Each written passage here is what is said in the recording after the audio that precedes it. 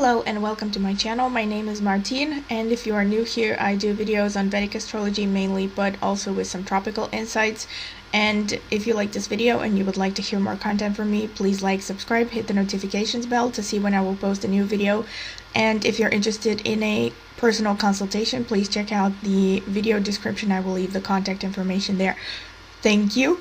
So today's video is going to be on a topic that was requested several times until now, and it is the topic of foreign settlement. In other words, chances and tendencies in astrology that might show a person would settle abroad, or that they should settle abroad, meaning they will have a better life there. Well, obviously this is a really kind of, I guess, complex subject, but I am just going to talk about the D1 chart because everything starts from the D1 chart, or aka the natal chart. Once again, I do use sidereal and whole sign for those of you who are new here. And yeah, the natal chart really tells you the main information that you need to know about a person to see if this person is meant to move abroad or if they will be happy moving abroad. Without really delaying too much, the main thing that you want to look at is the first house and the first house ruler. Now, obviously, you could have, again, there is no one particular placement or one particular configuration that will 100% say this person is going to move abroad or that they should move abroad because they're going to be better off. Really, you have to look at the whole chart. You have to look at multiple placements and take the big picture into consideration. But generally, you want to have at least several of the following things actually that I'm going to tell you. So, first of all, you have to look at the first house, and you have to look at the first house ruler. If the first house ruler sits in the, for instance, 7th house, 8th house, 9th house, 12th house, then the chances of moving abroad are above average, let's say. If it's sitting in a different house, but it is conjunct one of these house rulers. So let's say, I don't know, let's say you're a Cancer ascendant and Mercury is ruling your 12th house, and let's say you have Mercury conjunct Moon in the 8th house, or the 5th house, or it doesn't matter. So basically, the ruler of your 1st house and 12th houses are conjunct. That's also going to count because they are merging energies together. But obviously, the house where the first house lord sits is really the main, most important thing. So yeah, if the ruler of the first house is not going to be in one of these houses, if it's not in the 7th, the 8th, the 9th, the 12th houses especially, chances of moving abroad depend on other factors, okay? The lowest chances of moving abroad or settling abroad are when you see the first house ruler in the first house or in the second house or something like that. Then you have to look at other placements that might show if this person is going to move abroad or not. But so once again, the single most important placement is first house ruler, especially if the first house ruler is in the 12th house. 12th house shows the most completely foreign places that you could go to. This shows people that move from one continent to another. If the ruler of the first house is in the 7th, again, they could move, but most likely it's going to be, let's say, within the same continent, or like if you're in the US, you will move from one state to another, that kind of thing, or maybe from one end to the other of the US. The 8th house actually shows places of foreign languages, which is interesting. So if you have like the first house ruler in the 8th house, you're going to move to a place that is most likely, actually almost certainly, gonna have a different official language than your mother tongue. That's what it means. And again, the ninth house also shows long distance travel. So the ninth and the 12th houses are most likely to show, far away settlements. So aside from the first house ruler, what is another thing that you have to look at? This is equally important. So you really want to look at the second and the fourth houses. What is the situation there? Like, is the second house inhabited by malefics? Then you know that this person is most likely going to be happier away from the place of birth. Because the second house is your family of origin. And usually malefics there show that your family of origin, your situation growing up has not been great. Obviously, depending on what planet is sitting there, there's going to be differences. So for instance, let's say a person has Ketu in the second house. This shows that this person has really never felt, let's say, emotionally bonded to their family of origin. There has been some sense of loss there. There could be that this person has suffered bereavement in the family, or they were just neglected by the family. They've had a feeling of not belonging to their family of origin. Or they were, worst case scenario, raised in foster care, or like they were given up for adoption or something like that. So usually Ketu shows dissolution or dissipation of the energy that it touches, a breaking apart, that kind of thing. Or the most common scenario could just be divorce, and then those families where the parents divorce and then neither of the parents really care too much about the child that is left behind. Parents go away and remarry, and the child kind of falls by the bandwagon.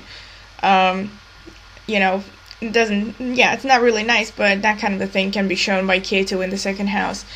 Another thing that could happen is, again, Mars in the second house generally shows a lot of conflict, or shows some kind of anger growing up, so animosity between family members, that kind of thing. Saturn in the second house can show a very strict, authoritative family of origin, so like your mother or your father or both of them have been very strict and you feel inhibited around them, you feel like you can't be yourself. Or it could be poverty, also mixed with poverty to some extent, or just generally a very, very strict environment where you didn't feel a lot of warmth or emotional connection or happiness, a lot of hardships and obstacles connected to your family. Rahu, for instance, can show, just feeling like you are an alien in your own family, usually. Or, again, it can show some kind of sudden ups and downs, could even show things like substance abuse, some form of toxicity regarding the family environment. But generally it can show, Rahu shows sudden breaks and sudden, unexpected situations. So a lot of ups and downs, a lot of inconsistencies in the early environment, a lot of erratic behavior on the part of the family members, stuff like that. So the second house, and equally important, the fourth house, because the fourth house is, again, it's the place of birth. So it's your country of origin, your heritage, culturally, family-wise, the mother side of the family and all this stuff. So the fourth house is going to be like showing, again, the relationship to your family. The fourth house can also show, for instance, if you're going to inherit anything from your family and stuff like this. And not just the family, but also just your culture, your country of origin, how well you feel like you belong there. Do you feel like this is where you are, where you should be, or like, do you feel like you have nothing in common with the people around you? All of these things are shown by the fourth house.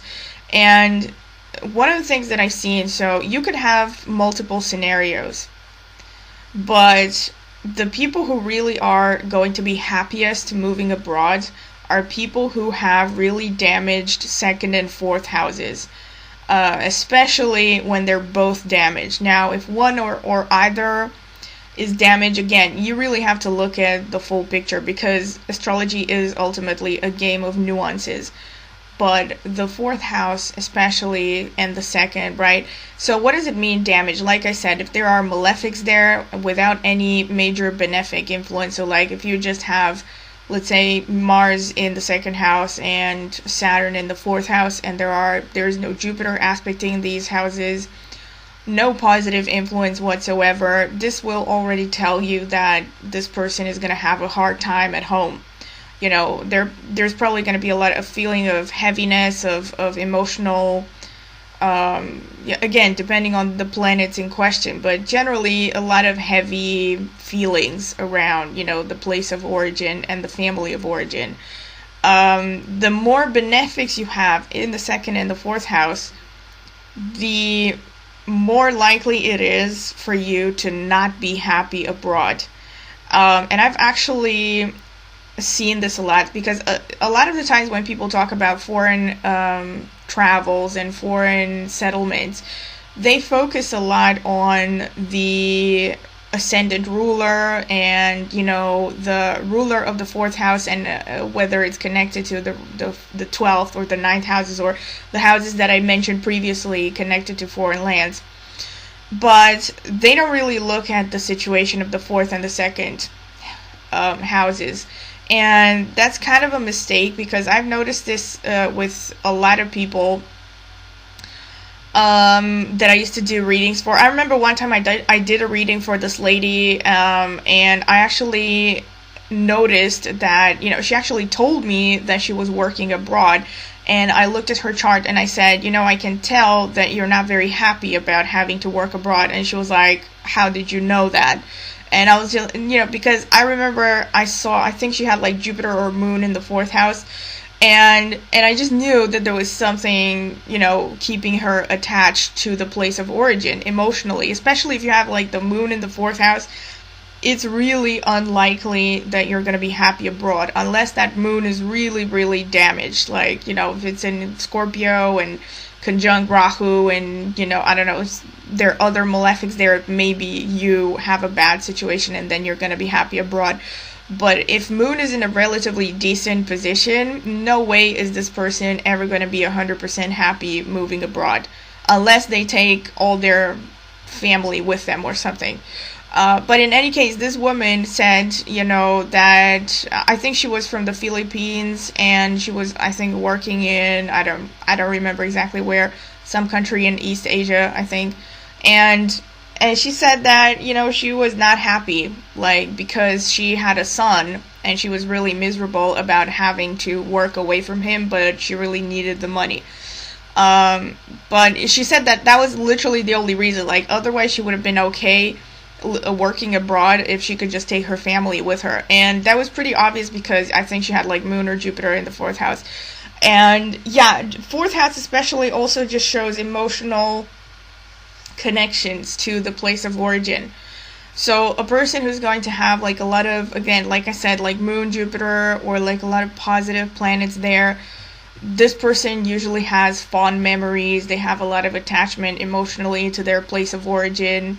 They really are connected to their culture, to their community, and all this stuff. And for people like this, even if, let's say, they have the ruler of the first house in one of the aforementioned houses, like in the 9th or the 12th house, which would normally show high chances of foreign settlement, they might not be happy moving abroad, or they might move abroad for a short period of time, to make money or whatever, and come back, because there's always going to be like, something heavy pulling them back.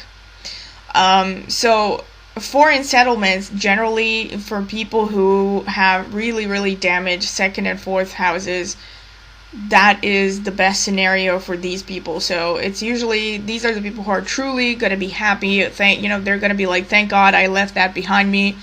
And they're going to completely move abroad and not look back, or like they'll come to visit every now and then, but they're not going to be like suffering because they are not constantly in contact with their family of origin and their country or whatever.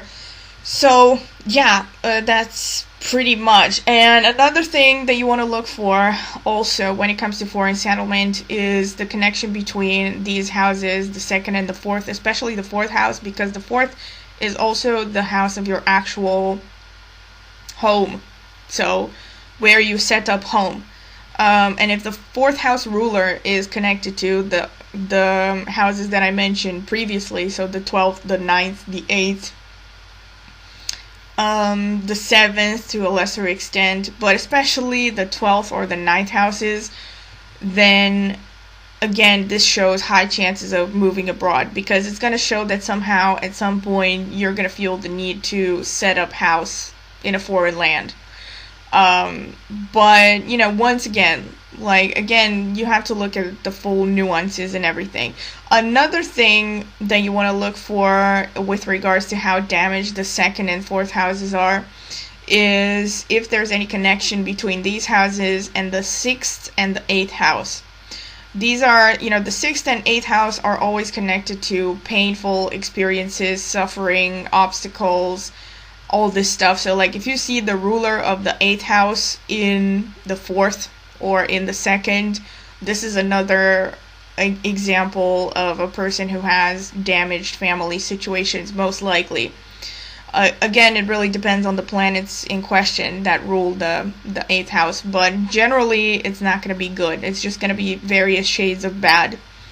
The ruler of the sixth, again, involved with the second or the fourth houses, will show that there's some kind of misery connected to the family, or the ruler of the second or the fourth in the sixth or the eighth houses as well, kind of shows there's not a lot of happiness there.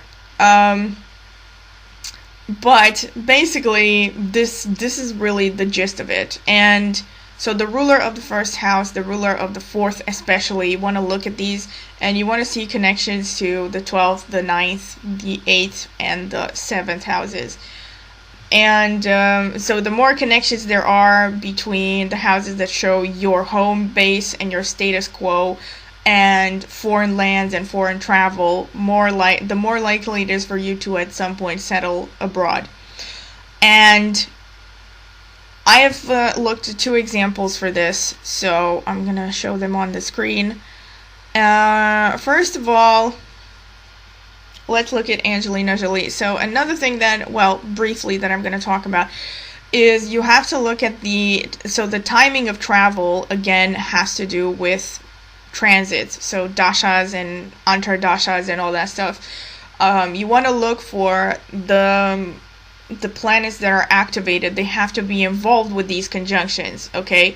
So for instance, if you have the ruler of your first in the seventh, then you want something to activate the seventh house for the timing to be right for you to settle abroad.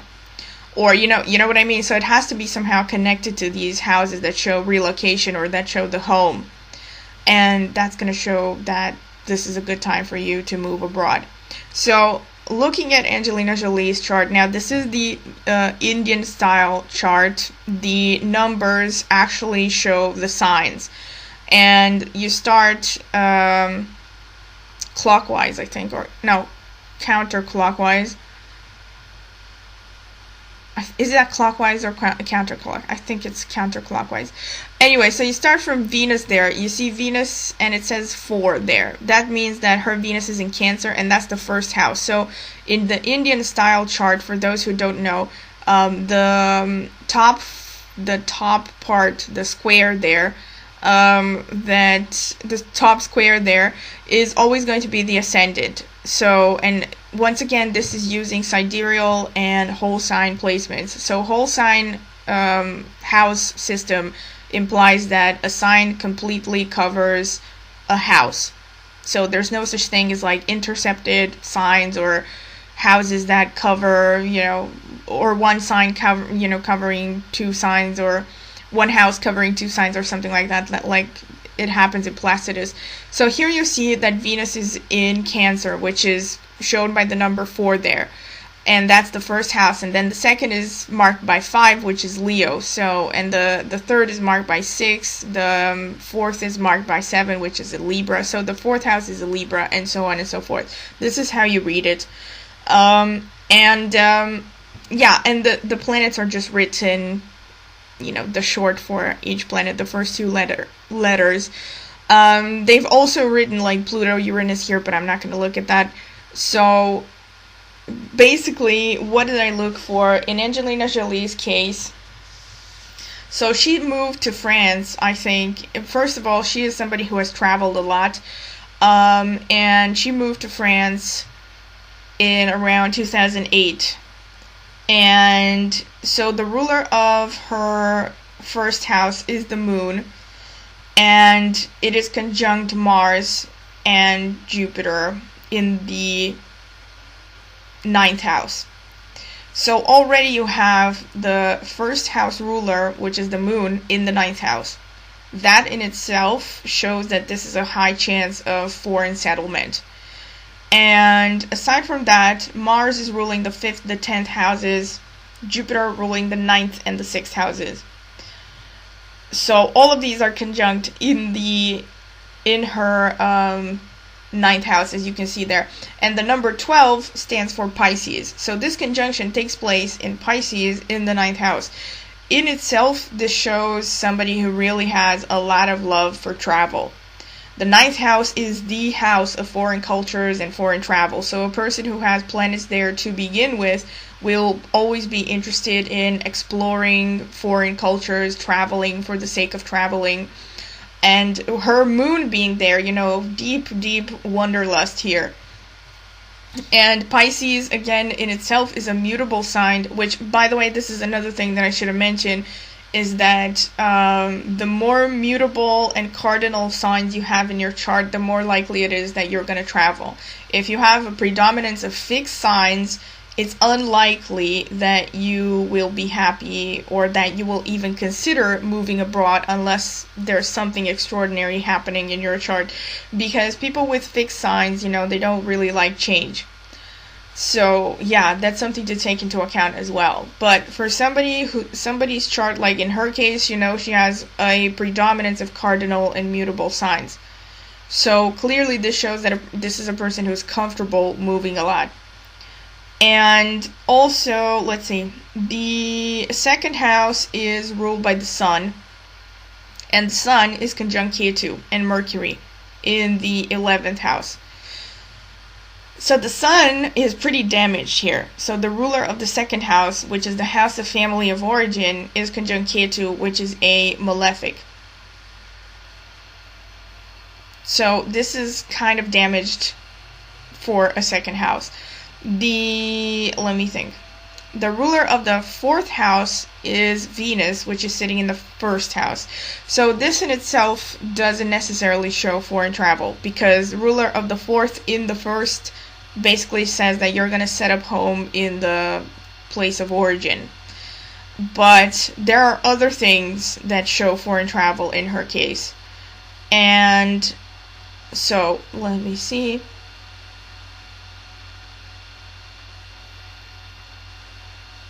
Right. And the ruler of the 7th is Saturn, and it is sitting in the 12th house. And this is also another thing, to consider, but not as much as the other things that I've mentioned. Any kind of connection between these houses that show foreign land, so like the 7th, the 8th, the 9th, the 12th, any kind of connection between them shows higher chances of settling abroad. So her Saturn being in the 12th house also emphasizes, higher chances of actually settling abroad. And also the 8th house. So Saturn rules the 7th and the 8th houses in her chart. And what else did I notice is... Right, so she settled abroad in around, like I said, she has traveled a lot because she adopted that child, Maddox, I think. I don't know when she adopted him, but she started traveling a lot a long time ago. And I wanted to say that she really settled abroad in around early 2008. And she was in the Jupiter Mahadasha, the Venus Mahadasha, Jupiter Antardasha, from around November 2005 until July 2008. And then it continued with the Venus, Mahadasha, Saturn, Antardasha for another, I don't know, 3 years or something. And so basically, see, this is how Jupiter was activated. So between 2005 and 2008, she was in the Jupiter Antardasha. And Jupiter is conjunct the Moon and Mars, so it's conjunct the ruler of her first house. So she basically settled abroad in a time when it was really right for her to settle abroad. So these are the kind of combinations that you want to look for. So if you see, so it doesn't matter. So it's either the ruler of the first house, or it's a planet that aspects the first house ruler or conjuncts the first house ruler.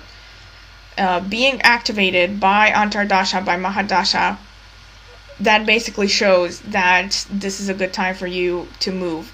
And it's not necessarily just that it's a good time. Sometimes it could be that circumstances align in such a way that you will be compelled to move.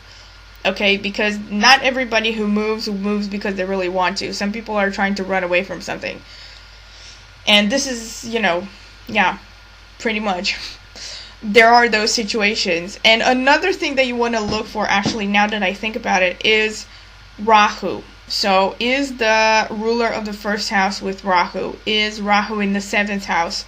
Rahu in the 4th? As a malefic, Rahu in the 2nd or the 4th houses will tend to make a person want to move abroad. But also Rahu in the 7th to some extent. Rahu in the 7th could mean that you're going to find a foreign spouse and you're going to move abroad. But it can also just show attraction towards things that are foreign in general. So even if you don't find a partner, you could be attracted to setting up home in a foreign place. But again, you have to look at other placements as well. So the most important ones to look at are the 1st, the 2nd, the 4th houses. And if these are damaged, especially the 2nd and the 4th, if they are damaged, and the 1st, if it is connected to the 12th or the 9th or the 8th or the 7th houses. So, yeah, like I said. And another example that I looked at is Catherine Zeta-Jones.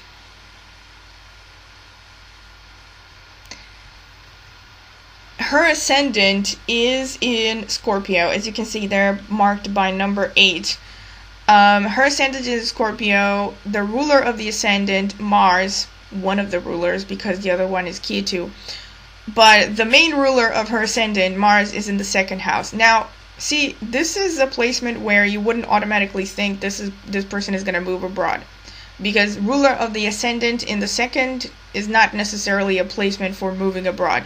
But in her chart, Mars is not just the ruler of the ascendant, it's a malefic. And it's sitting in the 2nd house, the house of family. This shows that there is some kind of an animosity there. Generally, this shows that, she didn't have the best family connections. And, whether this was actually publicized or something, I don't know. But this is what I can tell just from an astrological perspective. So, malefics in the 2nd house generally show that you did not have the best relationship with your family of origin. And so already you have the 2nd house being damaged. Now look at the 4th house. The 4th house is in Aquarius, marked by the number 11, and there you have another malefic, which is Rahu. And so both her 2nd and 4th houses have malefics, but no benefics there.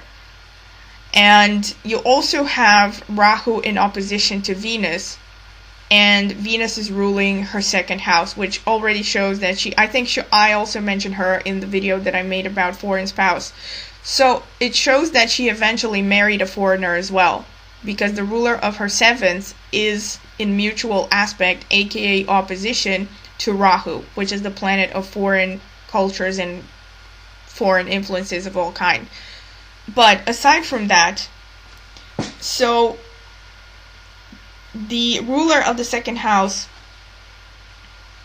is Jupiter, and it's conjunct Mercury and Sun in the 11th house in Virgo.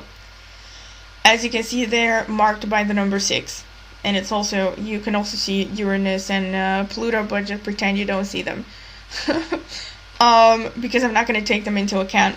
From the Vedic perspective, they don't really exist. So, this is going to, so this is going to influence her in the sense that you want to look for transits towards these planets to see when it is likely for her to move abroad as well. So change her place of origin, which is shown by the second house. The ruler of the fourth house is Saturn, and the co-ruler is Rahu, but mostly Saturn, and it sits in the sixth house. So again, this is another point that shows malefic influence on the fourth house. The ruler of the fourth house is in the sixth house, which is not a happy placement. And it's Saturn on top of that, which Saturn in itself is a malefic. Saturn is also, let me think. No, actually no. But no, another thing that I wanted to say is the ruler of the 12th house, this is not necessarily connected to her settling abroad, but the ruler of the 12th house, Venus, is in the 10th house, conjunct the ruler of her ascendant, the co-ruler of her ascendant, which is Ketu. And this shows that she is going to be getting a lot of foreign opportunities in her career. So this also, moving abroad also helped her career, undoubtedly, because she was getting foreign opportunities. I don't know if she probably moved because of her career, or I'm not sure if she got an offer first or if she just moved. But I do remember that I read that she just decided to settle abroad. From the UK to the US when she was, and this was in around 1993, I think. No, somewhere around 1994, 1995, she probably must have moved to the US. I couldn't find the exact date or something, but just based on the movies that she has made and stuff. And this is interesting. But before I get to the Mahadashas, the ruler of the 9th house, the moon, is aspecting, meaning opposing the Jupiter-Sun-Mercury conjunction, which is the rulers of the 2nd, 10th, 8th, and 11th houses. So there's also a contact between the 9th house and the 2nd, the 10th, the 8th, and the 11th houses. So there's a lot of interchanges happening between the houses that show foreign settlement and foreign travel in general. And so she moved around 1994, 1995. She was going through the Mercury Mahadasha, Moon Antardasha. So the dasha and subdasha, right? So Mercury is the dasha and Moon is the subdasha. So she was going through the subdasha of Moon starting 7th of February 1993. Until about the 4th of July 1995 when she entered the Rahu subdasha. But this was during the Mercury dasha overall. The Mercury dasha, so Mercury is activating her 11th house, as you can see there. It's sitting in Virgo, and being conjunct to these other planets, it will also activate the planets that it's conjoined to. So it also activates the 2nd house, and the 10th and the 8th houses, and also the moon, because it is in opposition to the moon. So basically, again, she moved when these placements were being activated, the placements that have to do with foreign settlement, and more specifically around, like I said, so the subdasha of the moon and the subdasha of Rahu, that's when she settled abroad. And Rahu, again, is in the 4th house, so it would make sense that themes surrounding the home base, or where you set up home, are going to become activated. And Rahu being a foreign influence, there you go. To me, it's pretty self-explanatory, but I'm not sure. I hope it is pretty clear. So this is pretty much what I wanted to mention. So Yeah, obviously there are other things to be taken into account when, again, you can go in depth with this and you can look into karma and D60 chart and all this stuff, but I really think that it's not really necessary because all of those divisional charts are basically derived from the D1 chart to begin with. And it's not really likely that you're going to see something in the divisionals that is not already supported by the D1 chart. So like if a person doesn't have any of the placements that would show they would be happy abroad, chances are they're not going to move abroad, or like they're really not going to be happy abroad, you know. And again, you could have the placements that show moving abroad, but you're not going through the right Mahadashas or the right Antardashas to activate these aspects, and that's another thing that can happen, in which case you are also most likely not going to move abroad, or you're not going to have the opportunity to. Right, so, and at the end of the day, every person has free will. So, again, you could be having all of these placements, but if you don't want to move abroad, nobody's going to force you, you know. But it is useful to know these things, to know if you're actually going to be better off moving abroad.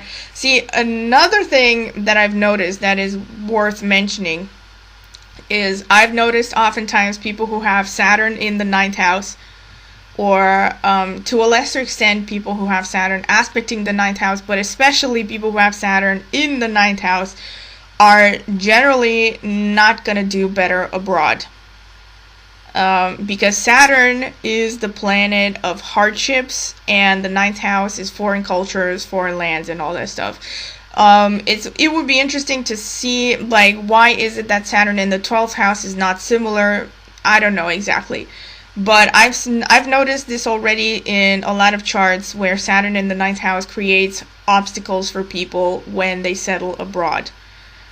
Yeah. This is something that I thought was worth mentioning. And yeah, so this has been pretty much my interpretation. I hope you have found it useful, and once again, if you have found it useful, please comment in the comment section. Maybe you have things that you want to add, maybe you have stories that you want to share, maybe you've moved abroad, maybe you're considering moving abroad. But whichever the case, please comment in the comment section. And once again, if you found the video useful, please like, subscribe, hit the notifications bell, and if you're interested in a personal consultation, check out the video description. I will leave the information there. Thank you.